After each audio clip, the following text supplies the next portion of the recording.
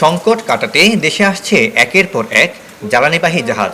শুধু এপ্রিল মাসে এসেছে ২০টি জ্বালানিবাহী জাহাজ, আর এসব জাহাজে এসেছে প্রায় ৬,৫,০০০ টনেরও বেশি জ্বালানি তেল। আর মে মাসে ক্রুড অয়েল সহ আসবে আরও ৬ লাখ টন জ্বালানি।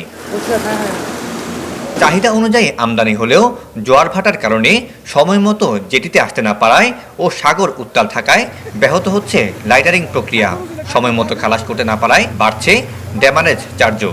তথ্য বলছে এখন পর্যন্ত জেটি ও বহির্নোঙর মিলে জাহাজ অপেক্ষায় আছে ৮টি। তবে বন্দর কর্তৃপক্ষ বলছে দ্রুতই কেটে যাবে এই অবস্থা। মনসুন সিজনে আমাদের বহির্নোঙর একটু উত্তাল থাকে, এটা আমাদের মেরিন অপারেশনের জন্য একটা ন্যাচারাল চ্যালেঞ্জ।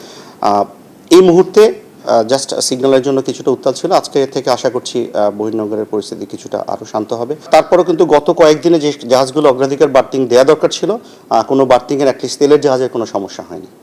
বিশেষজ্ঞরা বলছেন প্রায় ৮,০০০ কোটি টাকা ব্যয়ে মহেশখালীতে নির্মিত সিঙ্গেল পয়েন্ট মুরিং বা এসপিএম প্রকল্প কার্যকর করা গেলে ১১ দিনের কাজ করা সম্ভব হবে মাত্র ২ দিনে। সিঙ্গেল পয়েন্ট মুরিং যেটা হয়েছে মাতার বাড়িতে, সেটা তো বিকল্পই, এবং সেখানে বড় ক্যাপাসিটির ট্যাঙ্ক রয়েছে, যেটা এখনও অপারেটর নিয়োগ হয়নি বলে ব্যবহার করা যাচ্ছে না। তার মানে বিকল্প রয়েছে। অপারেটর নিয়োগটা খুব দ্রুত সম্পন্ন করে এই বিষয়টিকে কার্যকর করা দরকার, কারণ বিপুল পরিমাণ সরকারি রাজস্ব ব্যবহার করে এই সিস্টেমটাকে ডেভেলপ করা হয়েছে।